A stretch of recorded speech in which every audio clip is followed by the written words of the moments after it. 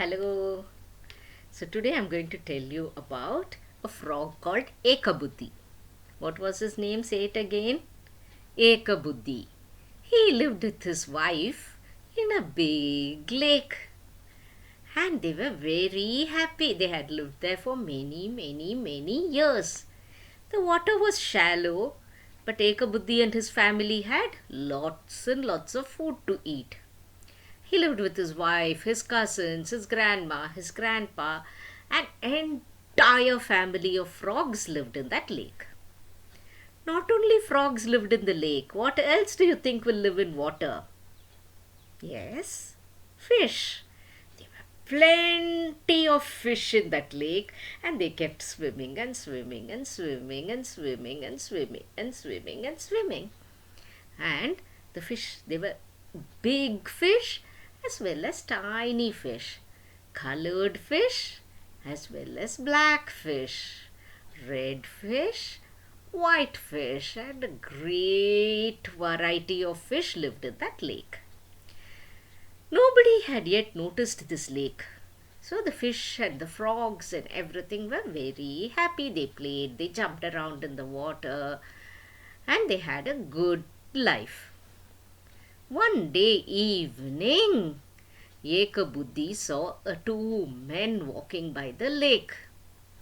And Ekabuddhi is a very wise old frog, okay? He immediately told everybody, "Come on, all of you go underneath the water. Hide and be very still. I am telling you to be still." So the fish thought, "What is this Ekabuddhi shouting like this for? Why should we be still? What's wrong with him? I don't think we should listen to him." But Ekabuddhi said, "No, listen to me. Men are not good people. They are coming this way. Before, let them pass. After that, you can all come out. Don't come out in front of men." But the other frogs and the fish did not want to listen to Ekabuddhi. They said, "Oh, this man keeps on saying, so this frog keeps on saying something or the other." And they had a good time. They continued laughing, they continued playing. And not only that, the big, beautiful fish even jumped out of the water and swam. They jumped out and swam. And these men who were walking past noticed this lake full of fish. They stood and said, "Wow, this lake is filled with fish. We can have a good meal." So this fisherman and these two men were fishermen. So they told, one man told the other man, come on, let's spread our nets right now." The other man said, "Oh no, it's too late in the evening. We have done with our work. Now that we know this lake, let's come back tomorrow morning and then we will spread our nets."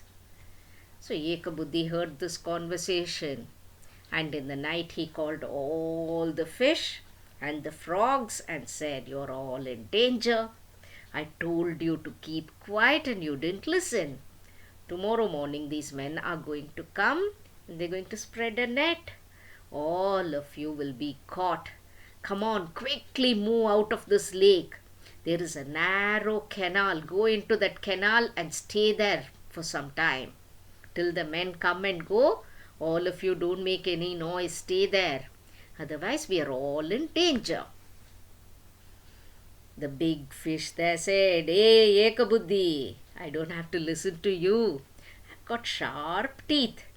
If they lay a net for us, we will bite the net. And we'll come out of the net. Don't worry, Ekabuddhi. Don't worry." So Ekabuddhi understood these fish and these frogs are not going to listen to him. So he quickly called his wife and told her, "Come on, Mrs. Ekabuddhi. Let's go away from this lake. Let's hop and go and sit by the tree. Then we'll find out another lake, or we'll come back to the lake after the fishermen leave." So Ekabuddhi and his wife quickly jumped. They jumped out of the lake. They went and hid behind a tree. And what did the fish and the frogs do? Hey, they said, look at that Ekabuddhi. He's so scared of the fisherman. We have sharp teeth. You think a net will contain us? Ekabuddhi, just see what's going to happen. So Ekabuddhi kept very quiet. Then after some time, the fishermen came. They laid the big wide net into the water. And slowly, one by one, the fish and the frog started getting caught in the net. The fish tried their best to bite the net. Uck, uck, uck, uck, uck. But the net could never be broken. So in the evening, when the fisherman took out his net, all the fish were caught in it. And the fisherman put the fish in his cart and drove away.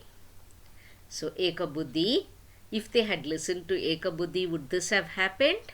No. So always when somebody tells you something, you have to listen.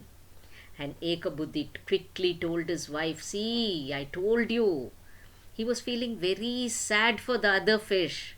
But he was happy he had saved his wife and himself. So when somebody gives you some good advice, you should always take it.